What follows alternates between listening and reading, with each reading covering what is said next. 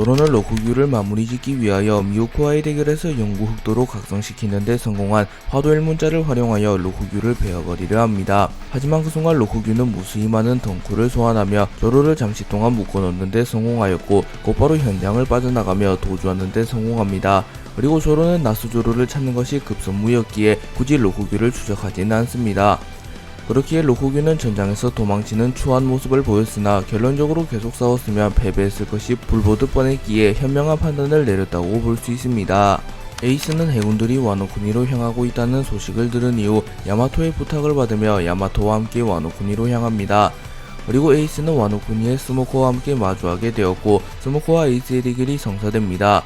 그리고 에이스와 스모커 모두 지옥같은 훈련과 생사결을 겪으며 기량이 크게 상승한 상태였고 에이스는 사왕에 오르는 데 성공했으며 스모커는 차기 해군 원수 1순위가 되었기에 사실상 에이스와 스모커의 대결은 해군과 해적의 자존심 대결이라고 볼 수 있습니다. 에이스는 대결이 시작된 이후 곧바로 자신의 주먹에 불과 폐양색 패기를 휘감은 이후 스모커를 향하여 불주먹을 날렸고 스모커 역시 자신의 주먹에 무장색 패기와 연기를 두른 이후 화이트 블로우를 사용하여 에이스의 공격을 막아섭니다. 그리고 에이스와 스모커의 공격이 충돌하며 다량의 연기와 불이 하늘로 승천하였고 에이스는 만족한 듯한 웃음을 지으며 강해졌군 연기자식, 제2의 정상결전에서 느꼈다만 역시 루피가 괴물이었던 건가, 너 정도 되는 강자를 압도했으니 말이야 라고 말했고 스모커는 불주먹 밀짚모자 너희 형제들은 모두 내가 잡아가겠다. 해적왕과 초대 해적왕의 아들을 죽임으로써 해적들의 구심점을 제거하고 대해적 시대를 끝내고야 말 테다 라고 말했고 에이스는 꽤나 진지한 표정을 지으며 그래 어쩌면 그것이 정의일지도 모르지. 하지만 우리가 자유라는 답을 추구하는 한 네 생각대로는 되지 않을 거다 라고 말합니다. 그리고 에이스는 자신에게 다가온 스모커를 향해 형아 화달마를 사용하여 스모커를 불태워버리려 하나 스모커는 견문색 패기를 사용하여 에이스의 공격 포인트를 정확히 캐치한 뒤 미리 그곳을 연기로 변환시켜 놓았고 에이스의 공격을 완벽히 피해내는 데 성공합니다. 그리고 스모커는 채를 사용하여 매우 빠른 속도로 에이스에게 접근한 이후 화이트홀을 사용하여 에이스의 목덜미를 붙잡은 뒤 에이스를 그대로 땅에 처박아 버렸고 에이스는 이 느낌은 할배라고 생각하며 거프를 떠올립니다.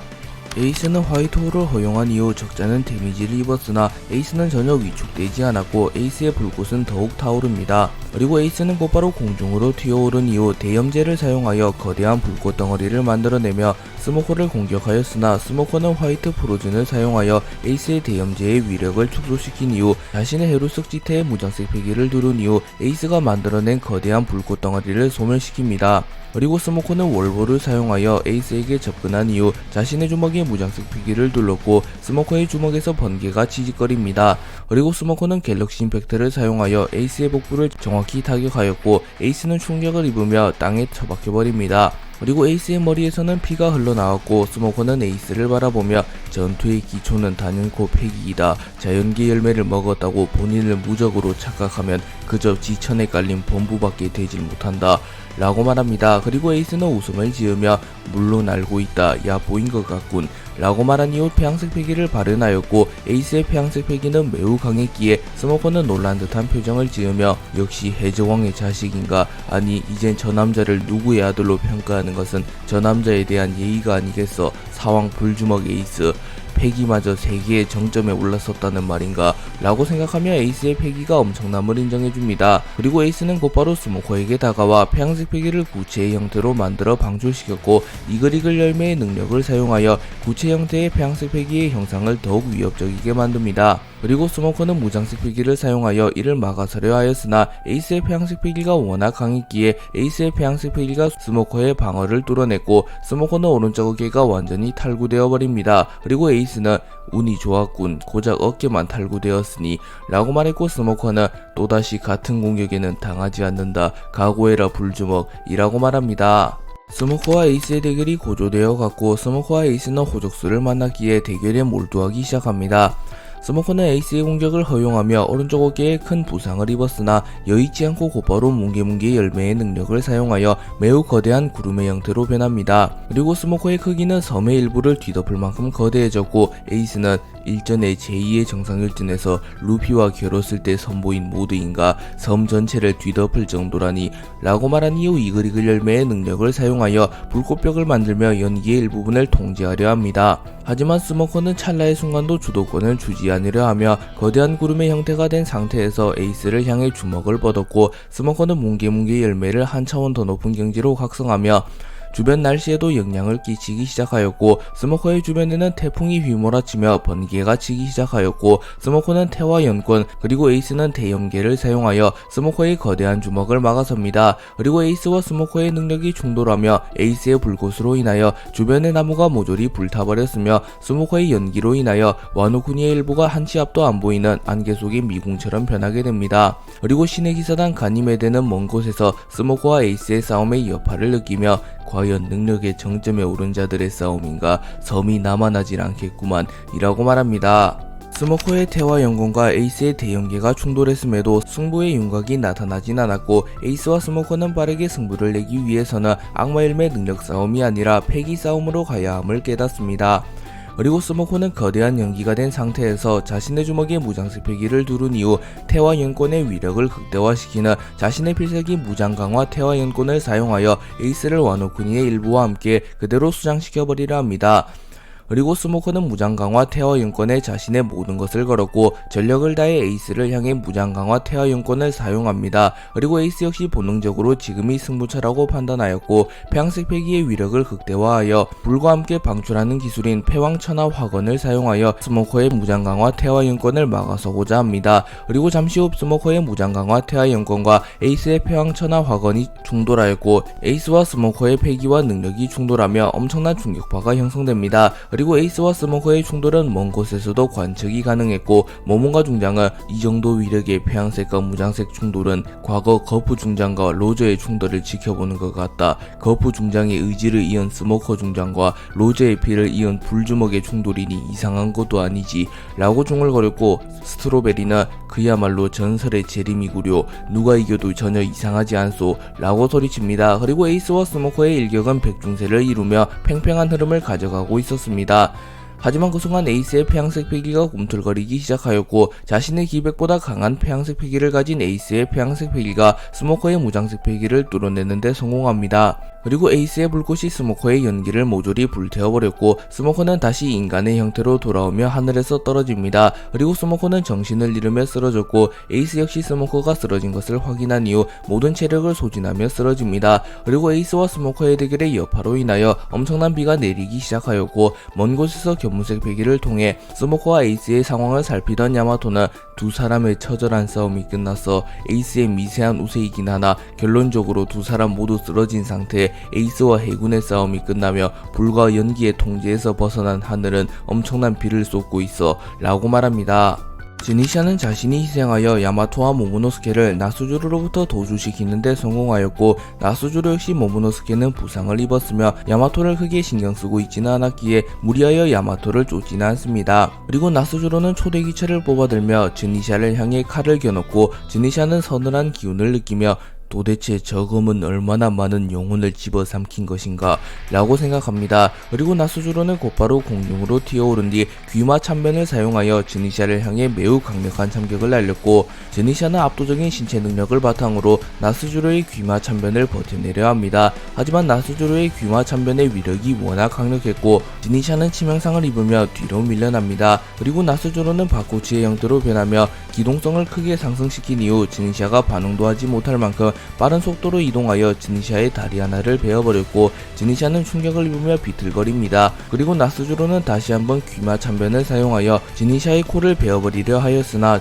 즈니샤는 상연 돌진을 사용하여 빠른 속도로 나스주로를 향하여 돌진하였고, 나스주로와 즈니샤는 충돌하게 됩니다. 그리고 나스주로는 적잖은 충돌을 받으며 멀리 날아가 버렸고, 나스주로는 인간의 형태로 돌아오게 됩니다. 그리고 나스주로는 순식간에 순간의 특유의 회복력을 사용하여 자신의 상처를 치유하는 데 성공하였고, 즈니샤 역시 얕은 상처들이 났으나 쓰러질 정도는 아니었기에 즈니샤는 자신의 상처에 바닷물을 뿌리며 응급조치를 취합니다. 즈니샤는 나스주로와 격돌한 이후 역시 에단바론 왕국의 왕인가, 기량적으로 나보다 몇 수나 우위로군 이라고 말했고, 나스주로는 웃음을 지으며 에단바론 왕국의 왕이라 참으로 오랜만에 듣는 말이구나. 확실히 그 시절을 살아온 녀석은 이제 정말 얼마 남지 않았지. 즈니샤, 네 녀석이 우리와 함께 했더라면 이모님도 네 놈을 귀여워했을 텐데 말이야 라고 말합니다. 하지만 즈니샤는 내 꿈은 밍크족을 포함한 모든 종족이 화합을 이루는 것, 이 녀석들과는 사상 자체가 맞지 않는다. 과거 조이보이와 엘레페리아 왕국이 모든 인종을 차별하지 않는다는 법안을 발의했을 때 그 녀석들에게 얼마나 감사했는지 이젠 기억도 잘 나지 않는군. 나의 신념은 세계 정부를 타도하는 것이다. 너희 중 한 명의 능력으로 인해 평생 걸어다녀야 하는 벌을 받게 되었으나 고통은 증오를 더욱 광폭시켰다. 네로나 가문의 이모에게 전해라. 조이보이가 찾아갈 것이라고 라고 소리쳤고, 나스주로는 인상을 구기며 건방진 소리를 하는군. 너희들은 시대에 뒤떨어진 패배자, 힘있는 생명이 힘없는 생명을 지배하는 것은 세상의 이치, 그걸 깨닫지 못하면 평생을 고통 속에 살 뿐이다 라고 말합니다. 그리고 즈니샤는 점점 다가오는 조로의 기운을 느끼며 이 기운은 흡사 도신 류마, 어쩌면 와노쿠니와 나스주로의 악연이 오늘로서 막을 내리게 될지도 모르겠군 이라고 생각합니다. 그리고 나스주로 역시 조로의 기운을 느끼며 우선 이 녀석을 빠르게 마무리 지어야겠군 이라고 말하며 조로가 나타나기 이전 즈니샤를 빠르게 마무리 지으려 합니다. 나스주로는 즈니샤와의 대결을 빠르게 마무리 지기 위하여 서서히 템포를 높여가기 시작하였고, 나스주로는 매우 빠른 속도로 즈니샤의 상처를 늘려갑니다. 그리고 결국 철옹성 같던 즈니샤 역시 균형을 잃으며 쓰러졌고, 즈니샤가 쓰러짐과 동시에 와노쿠니 전체에 마치 지진이 일어난 듯한 충격이 전해집니다. 또한 수십 미터에 달하는 거대한 해일이 나스주로를 덮쳐왔으나 나스주로는 바다마저 베어버리는 신기를 선보인 이후, 공중으로 높이 올라간 이후, 자신의 초대 귀철에 폐양색 패기를 휘감은 이후 폐양색 패기와 자신의 참격을 함께 방출시키며 즈니샤에게 치명상을 입히는데 성공합니다. 그리고 즈니샤는 자신의 죽음을 직감하며 아직 내 눈으로 저 녀석들의 몰락을 보지 못했는데 조이보이 결국 그대를 따라가는구만. 죽음 따윈 전혀 두렵지 않으나 그저 그들의 최후를 보지 못하는 게 원통할 뿐이요 라고 중얼거립니다. 그리고 나스주로가 즈니샤를 마무리 짓기 위하여 귀화 심천 참격을 사용하려 합니다. 하지만 그 순간 엄청난 위력을 동반한 참격이 나스주로를 덮쳤고, 나스주로는 본능적으로 칼을 거둔 이후 귀화 심천 참격을 사용하여 누군가가 날린 참격을 막아내는데 성공합니다. 그리고 즈니샤는 놀라는 표정을 지으며 도신 류바, 아니 저 녀석은 밀짚모자의 동료 세계 최강의 검사 롤로노와 조로, 그런가 저 녀석이 와노쿠니에 돌아온 영웅인가 라고 소리칩니다. 그리고 조로는 일전에 와노쿠니에서 봤던 녀석인가, 고생 많았다 거대 코끼리, 이제 이 녀석은 내가 맡겠다 라고 말하였고, 나스주로는 조로를 보며 류마의 기운을 느끼며 롤로노와 조로, 900년 전 그 사내와 같은 기운을 풍기는구만. 확실히 이 시대의 검사 중 나의 적수가 될 수 있는 것은 오직 너밖에 없는 것 같군. 매의 눈처럼 나를 실망시키지 말라고 라고 말했고, 그 순간 나스주로의 초대 기철이 폭주하며 그간 나스주로가 회수했던 원원들의 형상이 나타났으며 원원들은 구슬픈 듯한 울음소리를 냅니다. 그리고 조로는 깨름칙한 듯한 표정을 지으며 저토록 한이 서린 요도는 처음 보는군 이라고 말합니다. 프랑키와 로빈은 고대병기 플루톤을 회수하기 위하여 조로와 함께 와노쿠니로 오게 되었고, 조로와 와노쿠니의 강자들이 해군을 막아서는 틈을 타 고대병기 플루톤이 잠들어 있는 와노쿠니의 해저로 향합니다. 그리고 프랑키와 로빈의 길 안내를 자처한 코즈키 스키야키는 프랑키와 로빈을 와노쿠니의 해저로 무사히 안내했고, 프랑키와 로빈은 고대병기 플루톤을 목전에 남겨두게 됩니다. 그리고 코즈키 스키야키는 오뎅이 그토록 와노쿠니의 개국을 말한 이유를 알겠군. 또한 조이보이라는 사내가 고대병기 플루톤을 와노쿠니의 해저에 남긴 것 역시 다가올 여명의 날을 대비하기 위함이었어 라고 말합니다. 그리고 로빈은 결국 조이보이의 판단은 적중했어요. 릴리의 희생과 더불어 그들의 의지는 포네그리프에 기록되며 영원토록 사라지지 않았고, 결국 조이보이가 세상에 다시 나타나게 되며 세상은 해방의 전사를 맞이할 준비를 마치게 되었지요 라고 말합니다. 그리고 프랑키는 고대병기 플루톤이라면 톰이 말한 꿈의 병기이기도 하지, 또한 닥터 베가펑크조차 혀를 내두른 고대 왕국의 기술에 집합체 있는데 그 힘을 얻는다면 천군만마를 얻는 것과 다름없어 라고 말합니다. 그리고 프랑키, 로빈, 코즈키, 스키야키는 마침내 고대병기 플루톤의 앞에 도달합니다. 프랑키와 로빈은 부푼 마음으로 고대병기 플루톤을 바라보았고 로빈은 감격한 듯한 표정을 지으며 이게 고대병기 플루톤, 듣던 대로 거대하고 웅장한 배야 라고 말했고 코즈키, 스키야키 역시 감탄하며 실물로 이것을 보는 것은 나도 처음이군. 워낙 귀하고 비밀스럽고 또 위험하기에 와노쿠니의 왕족들조차 볼 엄두를 못 낸 것이기에 라고 말합니다. 하지만 프랑키는 본능적으로 불안함을 느끼며 고대병기 플루톤 설마 부식되어 버린 건가? 고대병기 플루톤은 고대 왕국의 기술로 탄생한 거대한 선박, 이렇게 오랫동안 해저에 방치되어 있었다면 분명 선박으로서의 기능을 하지 못할 수도 있는데 라고 말합니다. 그리고 프랑키는 로빈에게 아마 선박 내부로 들어가서 좀 살펴봐야 할 것 같아. 만약 해군들이 나타난다면 조로가 합류할 때까지 버텨줘. 개미새끼 한 마리라도 플루톤으로 들어오면 안 돼 라고 말한 뒤 곧바로 잠수복으로 환복한 이후 고대병기 플루톤의 내부로 진입합니다. 그리고 로빈은 자리에 주저앉으며 분명 라프텔에서 해독한 리오 포네그리프의 과거 조이보이가 타고 다니던 선박은 매우 거대하고 웅장해서 주변에 부러움을 사다는 기록이 존재했어. 설마 고대병기 플루톤이 조이보이가 타고 다니던 선박인가? 불가능한 이야기도 아니야. 조이보이는 당대 최고의 왕국이었던 엘레페리아 왕국의 영웅, 최고의 선박을 얻는 것은 무리도 아니지 라고 생각하며 어쩌면 고대병기 플루톤이 조이보이가 타고 다니던 선박일 수도 있다고 생각합니다.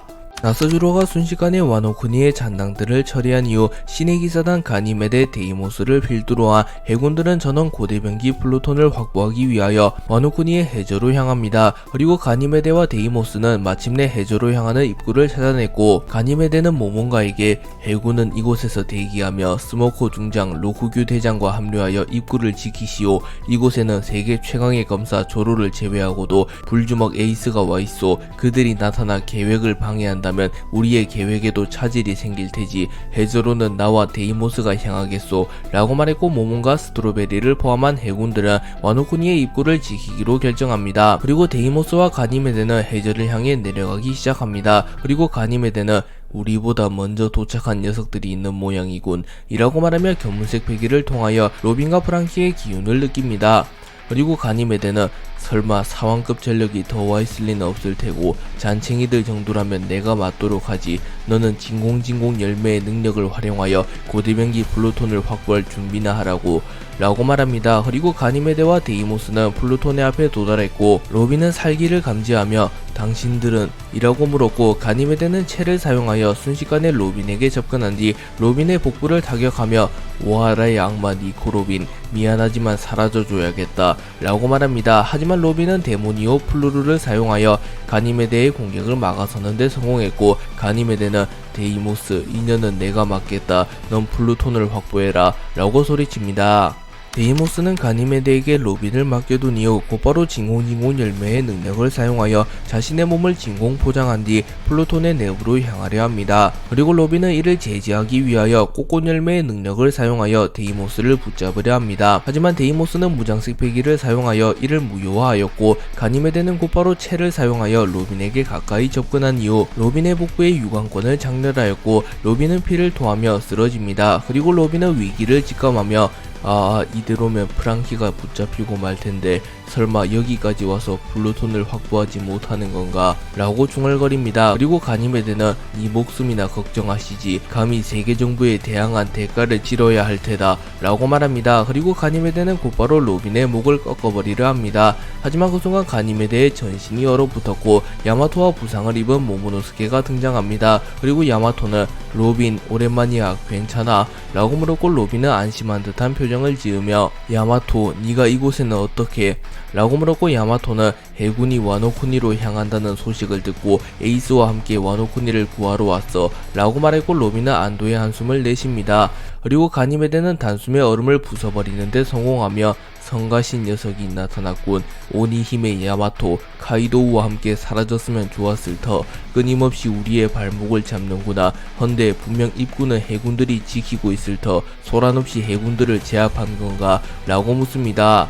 가니메데는 갑자기 나타난 야마토를 보고 당황하였고 야마토는 잠시 이전 상황을 회상합니다. 야마토와 모모노스케는 지니샤의 도움을 받으며 나스주로로부터 도주하는 데 성공하였고 해군들이 와노쿠니의 해저 앞에 집결해 있는 것을 목격하게 됩니다. 그리고 야마토와 모모노스케는 불현듯 플루톤이 떠올랐고 해군의 목적이 플루톤이라는 것을 깨닫습니다. 그리고 야마토는 곧바로 해군들과 격돌하려 하였으나 모모노스케는 야마토 지금 해군과 격돌하게 되면 늦을 것이오. 유사시를 대비하여 코즈키 가문만 아는 출입구가 있어. 그곳으로 향한다면 해군과 마주치지 않고 해저로 진입할 수 있어 라고 말합니다. 그리고 회상이 끝나게 되었고 야마토는 우리에게는 하고 싶은 대로 할 수 있는 자유가 있다고 라고 말했고 가니메데는 세포 열매의 능력을 사용하기 시작하였고 가니메데의 몸이 마치 슬라임처럼 변했고 덩치 또한 비약적으로 커지게 됩니다.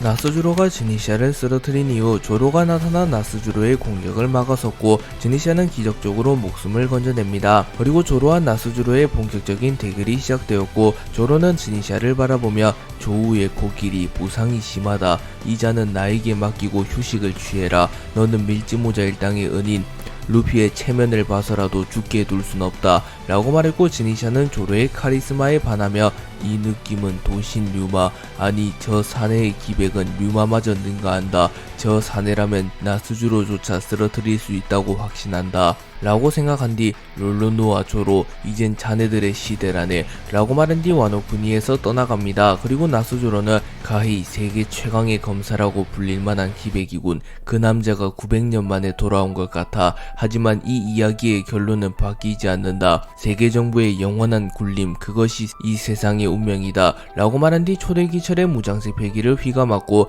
나스주로의 무장색 패기의 경지가 워낙 높았기에 나스주로의 초대귀철이 흑도로 변한 것은 물론 나스주로의 초대귀철의 주변에는 번개와 같은 임팩트가 나타납니다. 그리고 조로 역시 도신류의 무장색 패기를 휘감았고 도신류는 일시적으로 흑도로 변하게 됩니다. 그리고 조로는 곧바로 나스주로에게 돌진하였고 나스주로와 조로의 검이 충돌하게 됩니다.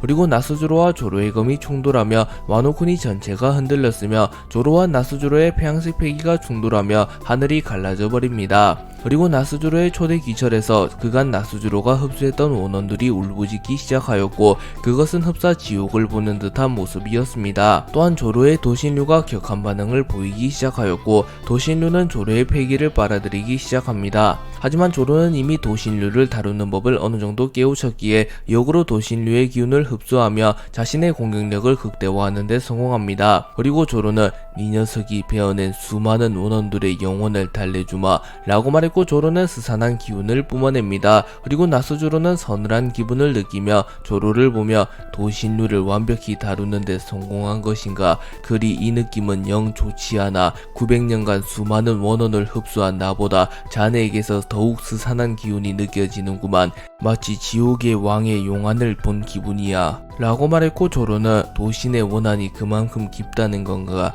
라고 말한 뒤 스산한 기운을 뿜어내는 도신류를 바라봅니다.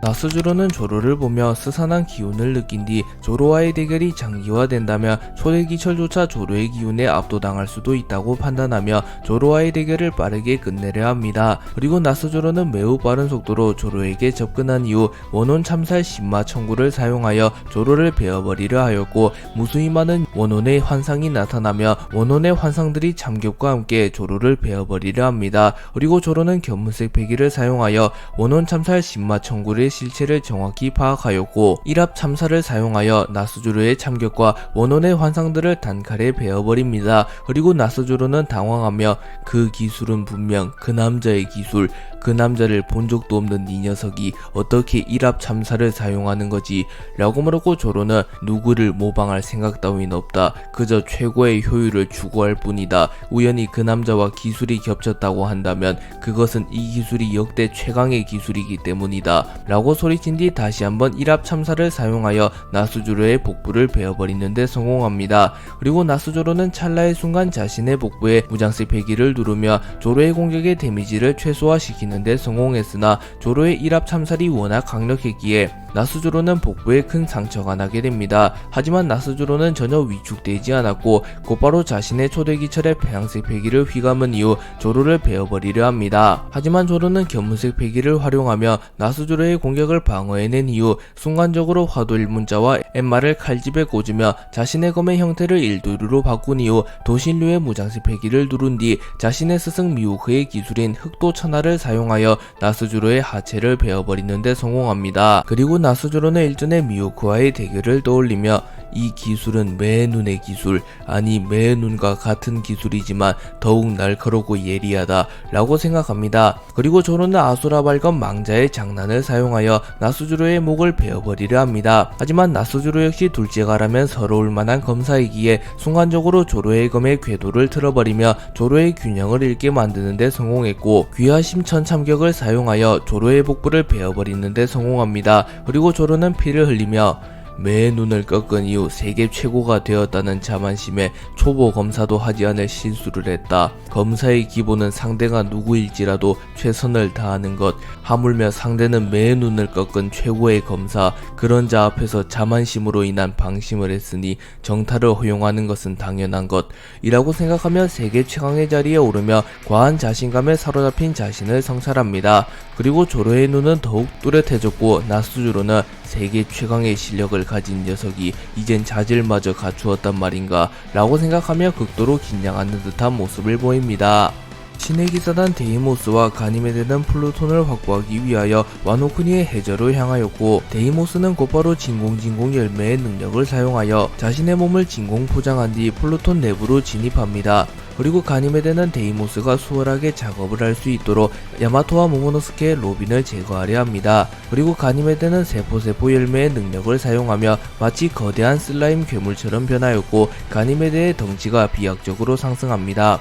그리고 가니메데는 전신의 무장색 패기를 누르며 공격력과 방어력을 극대화시켰고 곧바로 야마토를 공격하려 합니다. 하지만 야마토는 공중으로 높이 뛰어오르며 가니메데의 공격을 피해내는 데 성공하였고 자신의 무기 타케루의 폐양색 패기와 무장색 패기를 휘감은 이후 신족 백사구를 사용하여 곧바로 가니메데의 머리를 내려 찍어버립니다. 하지만 가니메데는 세포 열매의 능력을 사용하여 슬라임과 같은 반액체 상태로 변한 상태였기에 타격으로 인한 데미지를 웬만해서 무시할 수 있었고 야마토의 신족 백사구를 손쉽게 버텨내는 모습을 보입니다. 그리고 가니메데는 상성이 좋지 않군 오니히메 라고 말한 뒤 순식간에 몸을 신축시키며 야마토를 붙잡는 데 성공하였고 가니메데는 야마토를 땅에 처박아 버리는 데 성공합니다. 그리고 야마토는 꽤나 데미지를 입었고 어깨와 허리 쪽에서 소량의 피가 흘러나옵니다. 그리고 야마토는 가니메데가 겉으로는 데미지를 입지 않은 것처럼 보이나 신족 백사구를 허용한 부분이 깊게 파져 있는 것을 보며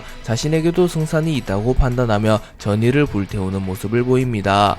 야마토는 가니메데와 한 차례 합을 주고받은 이후 개개열매 모델 오우쿠치노 마카미의 능력을 사용하여 인수형 오우쿠치노 마카미로 폼을 변환합니다. 그리고 야마토는 자신의 무기인 타케루의 폐양색 패기를 휘감은 이후 가니메데를 향해 달려갔고 곧바로 가니메데의 앞면을 내려 찍으려 합니다. 그리고 가니메데는 여유로운 모습을 보이며 타격으로는 결코 나를 꺾지 못한다. 카이도우 정도의 내명팔기면 모르겠다만 이 녀석은 아직 많이 부족하다 라고 소리친 뒤 야마토의 공격을 허용한 이후 곧바로 카운터를 날릴 준비를 합니다. 하지만 그 순간 야마토는 악마일매 능력을 사용하여 가니메데의 머리를 얼려버리는 데 성공하였고 야마토는 곧바로 내명팔개를 사용하여 얼어붙은 가니메데의 머리를 내려 찍어버립니다. 그리고 가니메데는 머리가 얼어붙으며 야마토의 공격을 온전히 흡수하지 못했고 이전보다 훨씬 큰 데미지를 입게 됩니다. 그리고 가니메데의 변신이 풀려버리게 되었고 가니메데는 다시 인간형 모습으로 돌아왔으며 꽤나 큰 충격을 입었기에 머리에서 피가 흐르고 있었습니다. 그리고 야마토는 기회를 놓치지 않고 빠르게 돌진하며 가니메데의 복부를 타격하는 데 성공하였고 가니메데는 야마토의 공격을 연이어 허용하며 결국 충격을 입으며 쓰러집니다. 에이스는 해군이 와노쿠니를 침공했다는 소식을 듣고 야마토와 함께 와노쿠니로 지원을 갔고 그곳에서 스모커와 격돌하게 됩니다. 그리고 에이스는 스모커에게 판정승을 거두었고 에이스는 스모커보다 먼저 정신을 차립니다. 그리고 에이스는 쓰러진 스모커를 바라보며 분명 알라바스타에선 평범한 해군 중 한 명이었는데 지금은 해군을 대표하는 강자가 되었군. 만약 내가 할배의 바람대로 해군에 들어갔더라면 이 녀석과는 좋은 동료가 되었을 텐데 아쉽군 이라고 생각합니다. 생각합니다. 그리고 그 순간 에이스는 견문색 베개를 통하여 조로와 나스조로의 대결을 눈치챘고 이 섬에 나보다 강한 녀석이 둘이나 있다는 건가? 역시 세상은 넓군. 밀짚모자 일당의 그 검사 녀석과 한 명은 누구지? 해군에 그런 강자가 있었나? 뭐 누가 됐던 세계 최강의 검사에게 맡겨둔다. 루피가 믿는 녀석인데 이런 곳에서 패배할 리는 없지 라고 생각합니다. 에이스는 휴식을 취하려 하였으나 그 순간 에이스는 견문색 베개를 통하여 와노쿠니의 해저 쪽에서 격렬한 전투가 일어나고 있다는 사실을 깨달았고 불현듯 야마토가 와노쿠니의 해저에 플루톤이 잠들어 있다고 말해준 것을 떠올립니다. 그리고 에이스는 본능적으로 지금 자신이 와노쿠니의 해저 쪽으로 향하지 않는다면 고대병기 플루톤을 세계 정부에 빼앗길 것이라고 느꼈고 곧바로 와노쿠니의 해저 쪽으로 날아갑니다. 로쿠규는 나스조로와 함께 와노쿠니로 향하였고 와노쿠니에서 조로와 격돌하게 됩니다. 그리고 로쿠규는 조로에게 패배하였고 위기에 봉착하게 되었으나 악마일의 능력을 사용하여 조로로부터 도주하는 데 성공했고 조로 역시 나스조로를 쫓고 있었기에 무리하여 로쿠규를 추적하진 않습니다. 그리고 로쿠규는 악마일의 능력을 사용하여 와노쿠니의 상공에서 비행하고 있었고 세계의 정상의 벽이 이렇게나 높다니 롤로누와 조로 이젠 내가 감당할 수 없는 위인이 되었구만. 하지만 결국 이 전쟁의 승전보를 울리는 것은 우리라고 라고 말하며 정신승리를 하며 웃음을 짓습니다. 그리고 로쿠규는 와노쿠니의 해저 입구에 집결한 해군들을 목격하게 되었고 로쿠규는 곧바로 와노쿠니의 해저 입구로 향합니다. 그리고 모몬가 중장은 로쿠규 대장이라고 말했고 로쿠규는 모몬가 중장 지금 이게 무슨 상황이오? 해군의 대다수가 이곳에 집결해 있다니 라고 말하며 현 상황에 대하여 물어봅니다. 그리고 모몬가는 현재 해군은 신의 기사단과 합류한 상태, 신의 기사단 가니메데와 데이모스님은 해저로 진입하여 고대병기 플루톤을 확보하려 하고 있습니다 라고 말해줍니다. 그리고 로쿠규는 허면 해저에는 신의 기사단을 제외하면 아무도 없는 건가? 라고 물었고 모몬가는 신의 기사단이 해저로 진입하기 이전 밀짚모자 일당 니코로빈과 프랑키가 진입하긴 했습니다. 그들이 신의 기사단을 막아설 리는 없기에 플루톤을 확보하는 것은 문제없어 보입니다 라고 말합니다. 하지만 로쿠규는 견문색 베개를 통하여 해저에서 격렬한 전투가 이어지고 있다는 것을 파악하였고 라하하하 쥐새끼 하나가 기어 들어간 모양이군. 해군 전원은 이곳을 막아서고 있어라. 나는 직접 해저로 향하겠다. 아마 밀짚모자 일당의 조력자가 나타난 모양이야 라고 말했고 스트로베리는 당황하며 그러고 보니 분명 불주먹이 이곳에 나타났었죠. 설마 신흰수염 해적단이 지원을 이라고 말했고 로쿠규는 그렇다면 해저에 있는 것은 불사조 마르코인가? 뭐 그 녀석이라면 신의 기사단을 막아설 수 있지. 사실상 신의 기사단에서 갈링성과 이오를 제외한다면 해군대장급 전력은 없으니 말이야 라고 중얼거립니다. 그리고 로쿠규는 곧바로 와노쿠니의 해저로 진입합니다. 로쿠규가 와노쿠니의 해저로 향하는 사이 야마토와 가니메데의 대결이 고조되어 가고 있었고 가니메데는 야마토에게 정탈을 허용한 이후 세포 열매의 능력을 사용하여 빠르게 세포를 재구성하며 몸을 재생합니다. 그리고 가니메데는 숨을 헐떡이며 이 기술은 어느 능력자의 회복 능력보다 뛰어나다고 자부한다. 하지만 체력 소모가 워낙 심하기에 하루에 기껏 한 번밖에 사용하지 못하지. 더 이상 정탈을 허용한다면 위험하다 라고 생각합니다. 그리고 야마토는 질긴 녀석이군. 마치 마르코를 상대하는 것 같아. 하지만 이 세상에 무한정 회복할 수 있는 녀석은 없어 라고 말한 이후 결착을 짓기 위하여 곧바로 가니메데를 향해 뛰어옵니다. 그리고 가니메데는 자신의 양주먹에 무장색 배기를 휘감은 이후 곧바로 야마토의 공격을 맞받아쳤고 야마토의 타케로와 가니메데의 주먹이 충돌했고 야마토와 가니메데 둘 다 밀려나는 모습을 보입니다. 그리고 코즈키 스키야키는 이를 보며 야마토 그토록 오뎅이 되고 싶다고 말하더니 오뎅 그놈과 엇비슷한 멋진 전사가 되었어 라고 말하며 흰수염과 로저를 만나기 이전의 오뎅을 떠올리며 야마토의 레벨이 그 정도로 올라왔다고 말합니다. 그리고 로비는 야마토와 가니메데의 대결을 지켜보며 저 둘의 실력은 백중세, 이쯤에서 내가 개입하지 않는다면 야마토는 이기더라도 큰 부상을 입을 거야.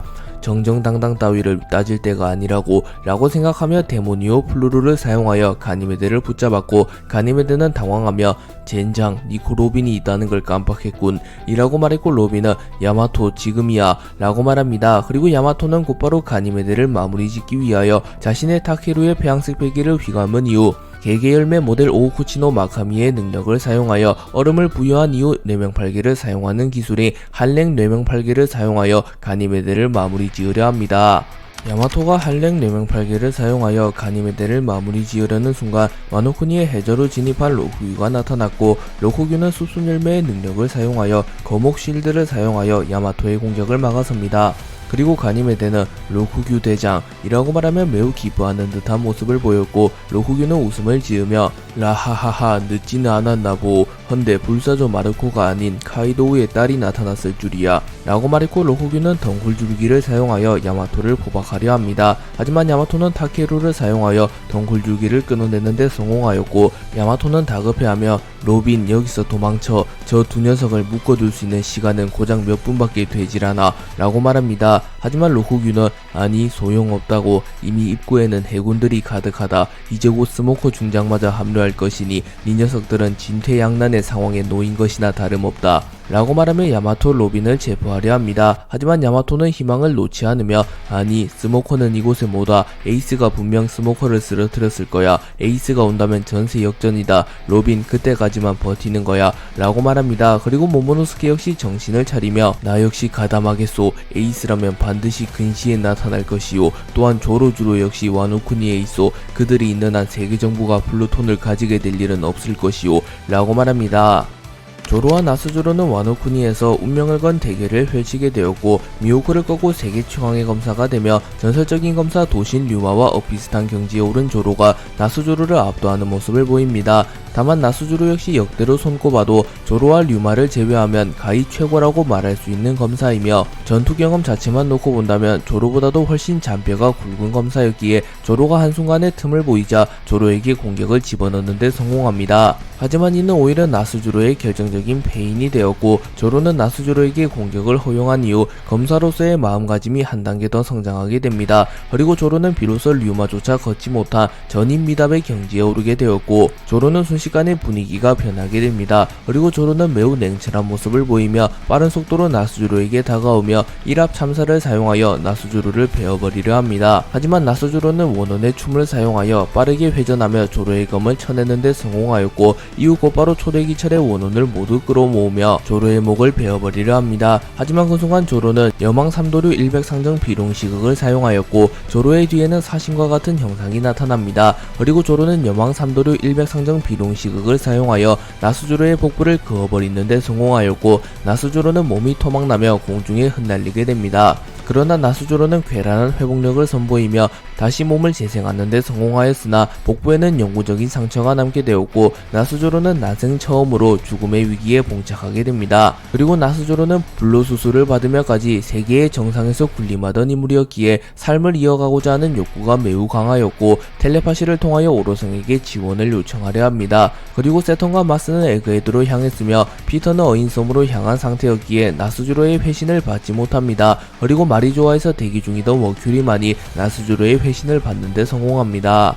워큐리는 나스조로에게 나스조로 와노쿠니의 상황은 어떠하지? 고대병기 플루톤을 회수하는 데 성공했나? 현재 에그헤드 작전은 수포로 돌아갔다. 해적왕 루피가 난입하며 일이 꼬여버렸다. 현재 마스와 세턴은 복귀한 상태이나 심각한 부상을 입어 휴식을 취하는 중이다 라고 말하며 이미 에그헤드에서의 대결은 끝이 났으며 고대병기 우라노스를 회수하는 데 실패했다고 말합니다. 그리고 나스조로는 지친 듯한 목소리로 와노쿠니 역시 상황이 좋지 않다. 롤로노와 조로 생각보다 훨씬 강하더군. 마치 900년 전 그 남자를 상대하는 것 같다 라고 말했고, 워큐리는 가망 없는 전투라면 도주를 고려해보는 것도 나쁘지 않다네. 이모님께서 최종전을 준비하는 이 시점, 오로성 중 한 명이라도 전투에서 이탈하게 된다면 세계 정부는 크나큰 위기를 맞이할 걸세 라고 말합니다. 그리고 나스조로는 기회를 엿보고 와노쿠니에서 탈출하겠네. 아쉽지만 와노쿠니 작전 역시 실패할 것 같네 라고 말했고, 워큐리는 신의 기사단은 어디 있나? 자네가 롤로노와 조로에게 패배한다고 하더라도 고대병기 플루토만을 확보하면 큰 수확이라네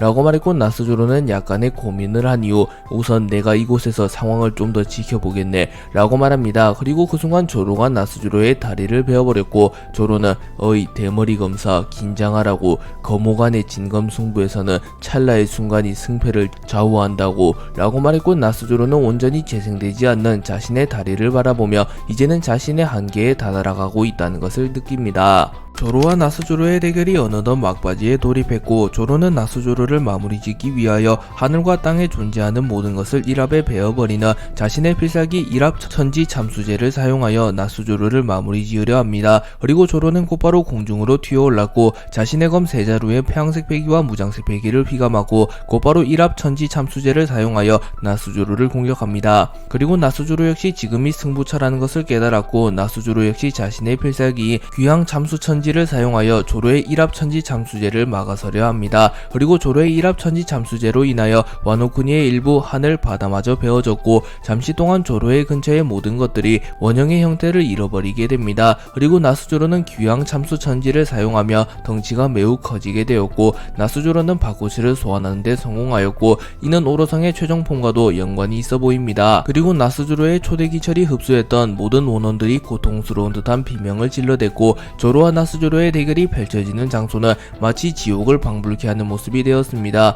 그리고 조로의 일합천지 참수제와 나스조로의 귀향 참수천지가 충돌하게 되었고, 조로의 일합천지 참수제가 나스조로의 귀향 참수천지를 뚫어내는 데 성공하였고, 나스조로는 치명상을 입으며 양쪽 팔이 모두 절단되었으며 초대기철이 머리에 박히는 치명상을 입으며 무릎을 꿇습니다. 그리고 조로는 숨을 크게 들이마신 뒤 나스조로를 마무리 짓기 위하여 나스조로에게 다가갑니다. 조로는 나스조로를 쓰러뜨린 이후 곧바로 나스조로를 마무리 지으려 하였으나 자신의 일합천지 참수제로 인하여 전투 현장은 그야말로 황무지가 되어 있었으며 심지어 하늘과 바다마저 베어져 있었기에 쉽사리 나스조로의 위치를 파악하기란 어려웠습니다. 그리고 나스조로는 숨을 헐떡이며 굳이 나를 마무리 짓지 않는 건가? 아니면 설마 저 녀석도 최후의 공방을 주고받으며 쓰러진 건가? 라고 생각하며 조로가 자신을 마무리 짓지 않자 조로에게 무언가 사정이 생겼다고 생각합니다. 그리고 나스조로는 지금이 기회라고 생각하였고, 바코치의 형태로 변한 이후 곧바로 해안 쪽으로 뛰어가며 우선은 와노쿠니에서 벗어나려 합니다. 그리고 조로 역시 계속하여 나스조로를 찾고 있었으나 조로는 꽤나 심각한 계시였기에 결국 나스조로를 찾지는 못하였고, 조로는 허탈한 듯한 표정을 지으며 해안 쪽을 바라봅니다.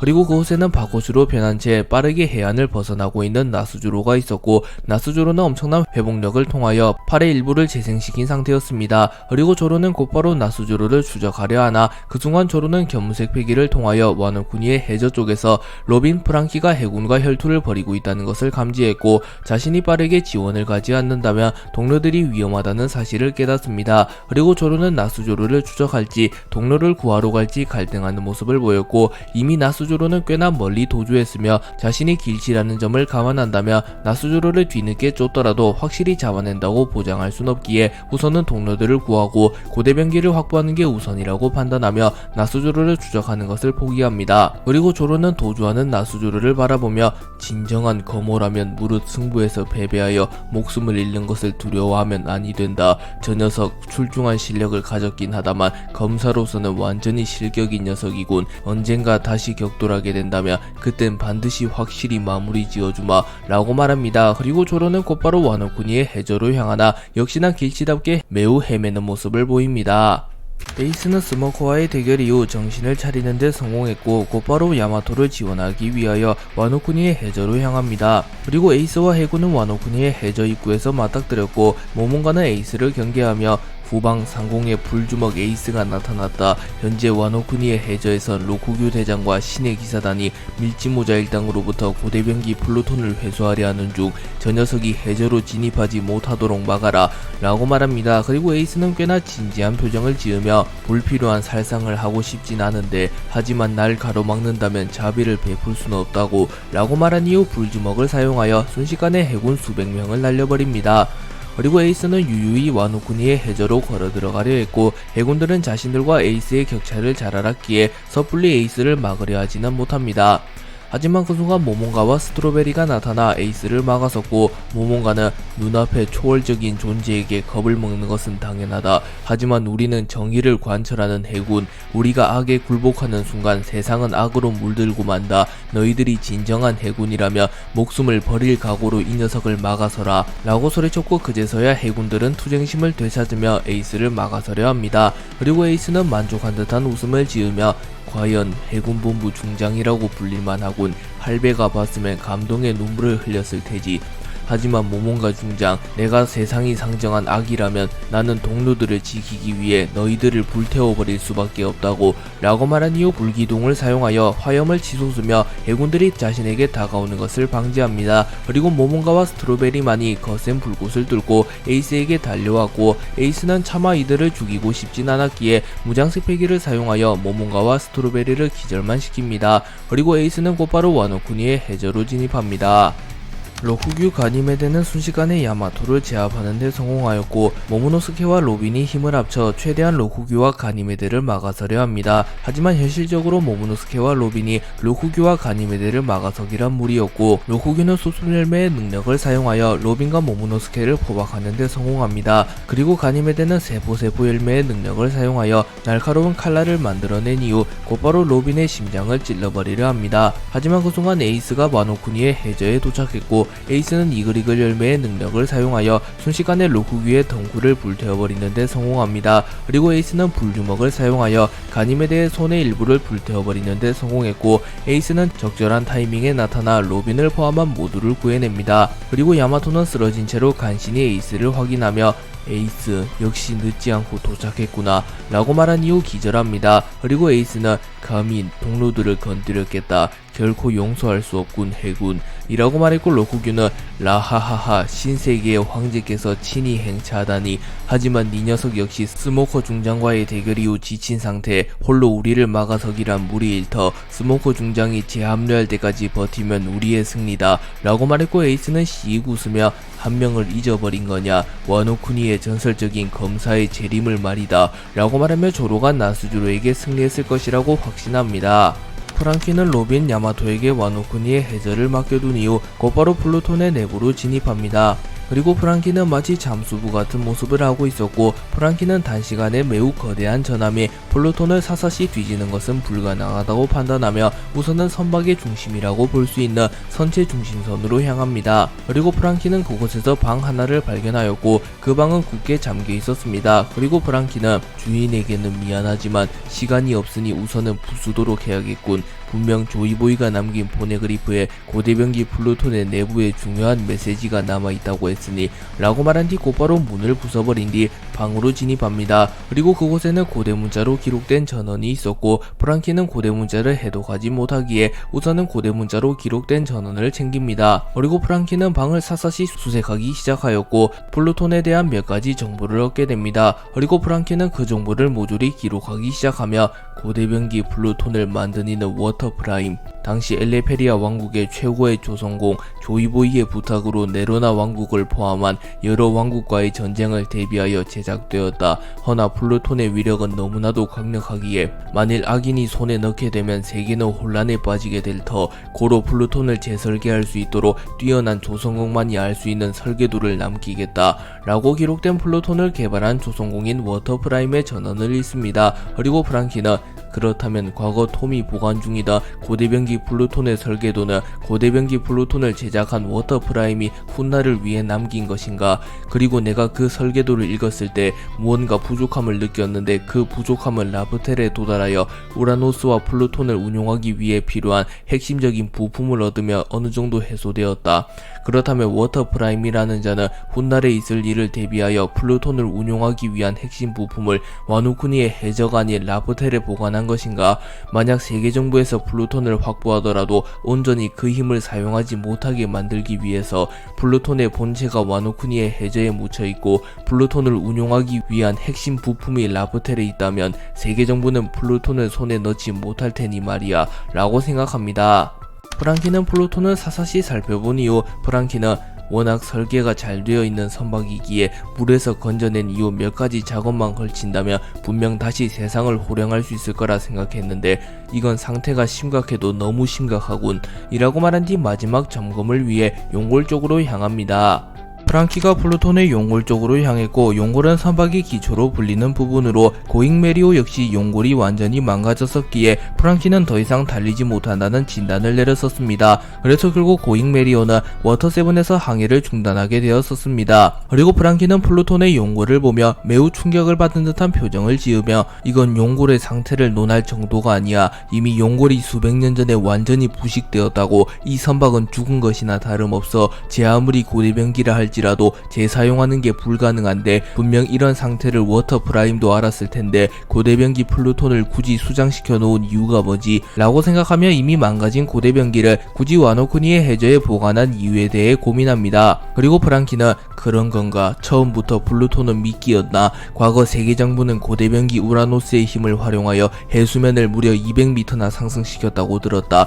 그리고 고대병기 플루톤 역시 마찬가지의 힘을 가졌지. 그렇기에 세계정부는 플루톤을 확보하는데 혈안이 되어 있을 것이다. 하지만 플루톤은 이미 용골이 부식되어 있던 상태였기에 더 이상 항해하는 것은 물론 사용하는 것이 불가능한 죽은 선박이 되었다. 하지만 세계정부는 이 사실을 알지 못한다. 그렇기에 세계정부는 반드시 플루톤을 탈취하려 하겠지. 그리고 그들은 플루톤을 사용하여 전쟁을 끝내려 하겠지만 사실상 플루톤은 힘을 잃은 상태이기에 그들의 계획대로는 되지 않을 터. 또한 워터프라임에 남긴 전원을 확인한다면 플루톤은 반드시 세계정부에 넘어가야 해. 그리고 내가 진짜 플루톤을 새롭게 창조한다. 그것이 전쟁의 승리의 기점이 될 테지. 즉 세계정부에 플루톤을 넘겨주어도 큰 문제는 발생하지 않아. 아니 플루톤은 반드시 세계정부에 넘어가야 한다. 하지만 플루톤에 장착되어 있는 고도의 기술력을 흉내낸다면 그것 또한 큰 변수로 작용할 테지. 나만 플루톤의 설계도를 봤다고 장담할 수는 없고, 그렇다면 플루톤에 장착된 고도의 기술력을 활용한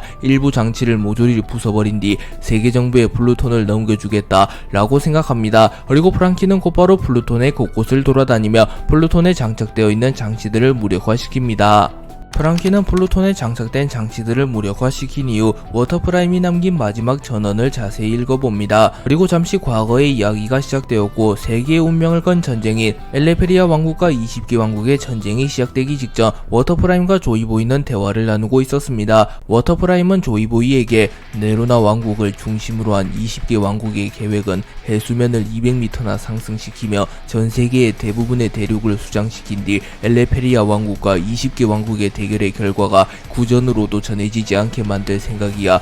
아마 그들은 영원한 집권을 염두에 두고 있겠지. 대계의 정점의 선자들은 결함 따윈 없어야 하니 라고 말하며 만약 20개 왕국이 엘레페리아 왕국과의 전쟁에서 승리한다면 그들은 세계를 지배할 것이며 고대병기 우라노스를 활용하여 해수면을 200m나 상승시키며 세계의 대혼란을 가져다 줄 것이라고 말합니다. 그리고 조이보이는 걱정스러운 듯한 표정을 지으며 고대병기 우라노스가 해수면을 상승시키는 원리는 고도의 태양열 에너지를 활용하여 극지방의 얼음을 모조리 녹이는 것은 물론 기상이변 현상을 활용하여 전세계의 해수면을 점차 늘려간다. 그리고 총 200m의 해수면이 상승하기 위해선 대략 100년이라는 긴 시간이 필요하다만 세계의 정점의 선자들에게 그 시간은 그리 길지만은 않겠지. 그렇기에 반드시 전쟁에서 승리하여 우라노스가 작동되는 일만은 막아야 한다. 설사 전쟁에서 패배하더라도 고대병기 우라노스가 그들의 손에 들어가선 안 돼 라고 말합니다. 하지만 조이보이의 우려대로 조이보이가 세계정부에게 패배한 이후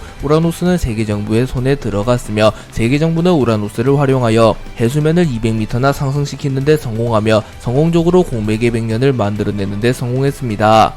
워터프라임은 내가 플루톤을 제작한 이유는 플루톤이라는 최강의 병기를 활용하여 자네가 전쟁에서 승리하기를 바라는 것도 있으나 만약 자네가 전쟁에서 패배하게 된다면 고대병기 플루톤의 힘으로 네로나 왕국을 포함한 20개 왕국의 힘을 억제하기 위함이네 라고 말했고 조이보이는 의아한 듯한 표정을 지으며 니시시시 그게 무슨 소리지. 분명 내가 플루톤을 타고 항해를 했을 때 별다른 이상현상을 느끼지 못했는데 라고 말했고 워터프라임은 나 역시 고대병기 우라노스의 정체를 알고 있었다네. 내가 고대병기 플루톤을 제작한 이유는 고대병기 우라노스의 힘을 억제하기 위함일세. 고대병기 우라노스가 작동되기 위해서는 너무나도 많은 에너지와 자원을 요구하기에 일정 조건이 충족되지 않는다면 고대병기 우라노스를 작동시킬 수 없을 것이세. 그렇기에 만약 누군가가 우라노스를 대체할 병기를 찾는다면 반드시 플루톤을 찾을 것일세. 하지만 나 역시 플루톤과 우라노스의 힘을 잘 알기에 그 힘이 악인의 손에 넘어 넘어가는 것을 볼 수만은 없다네.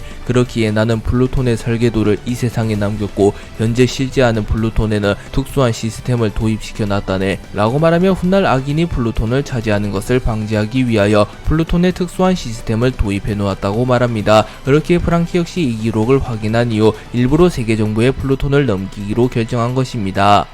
조이 부인은 워터프라임에게 그 시스템이란 무엇이지? 라고 물었고 워터프라임은 만약 누군가가 토시토닉을 사용하지 않고 고대변기 플루톤을 사용하게 된다면 플루톤은 그 자리에서 폭발하고 말 걸세. 그렇기에 토시토닉이 없다면 고대변기 플루톤 역시 무용지물이 되는 것이지. 토시토닉은 자네에게 맡기겠네. 만약 자네가 패배하더라도 토시토닉을 자네의 카미테키와 함께 보관하며 훗날 자네들을 대신하여 세계를 구원할 전사가 나타난다면 반드시 그들이 플루톤의 온전한 힘을 사용할 수 있게 될 걸세. 그렇다면 그들은 분명 운명을 건 전쟁에서 승리할 걸세 라고 말했고, 조이보이는 이무와의 대결에서 패배한 이후 세상에 원피스를 남기게 될 때 자신의 카미테키와 토시토닉을 함께 남기며 이 모든 것을 원피스라 칭합니다. 그리고 조이보이는 우라노스를 운용하기 위하여 필요한 핵심 부품인 솔리스도 확보하게 되었고 솔리스 역시 함께 남기게 됩니다. 그리고 워터프라임의 예언대로 밀지모자 일당이 토시토닉을 차지하게 되었으며 프랑키가 플루톤의 설계도를 외우게 되며 밀지모자 일당은 플루톤의 온전한 힘을 다룰 수 있게 되었고 세계정부와의 대결에서 승리하게 됩니다.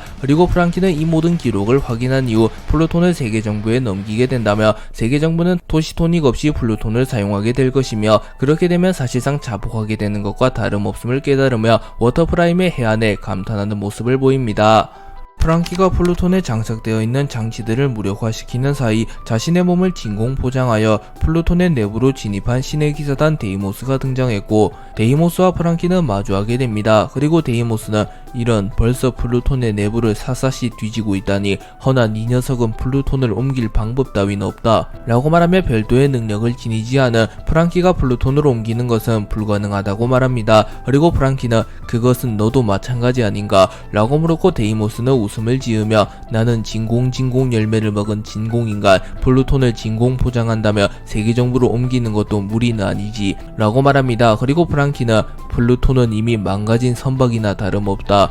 또한 너희 세계정부는 플루톤을 운용하기 위한 핵심 장치도 없는 것으로 아는데 라고 물었고 데이모스는 뭐 그런 것까진 관심이 없다고 그저 상부의 오로성들께서 원하시니 나는 플루톤을 마리조아로 옮길 뿐이다 라고 말합니다. 그리고 프랑키는 플루톤을 지키고자 하는 마음이 없기에 밖의 동료들은 무사하겠지. 그들의 목숨을 보증해준다면 순순히 플루톤을 넘기지. 하지만 그들의 목숨에 위협을 가한다면 나는 이곳에서 폭탄을 터뜨려 플루톤을 영원히 사라지게 만들 테다 라고 말했고 데이모스의 입장에서도 플루톤을 확보하는 것이 우선이었기에 프랑키의 제안을 받아들이며 프랑키와 함께 우선은 밖으로 빠져나가기로 합니다. 그리고 프랑키는 조로와 동료들을 믿었기에 그들이 세계정부에게 패배했을 거라고 생각하지 않으나 워터프라임의 한수를 믿었으며 자신이 플루톤을 재창조해야 한다는 것을 알았기에 동료들을 생각하는 척하며 세계정부에게 플루톤을 자연스럽게 넘겨주기 위하여 연기를 하였던 것이었습니다. 그리고 데이모스는 프랑키의 함정에 빠지게 되었고 프랑키와 워터프라임의 의도대로 움직이게 됩니다.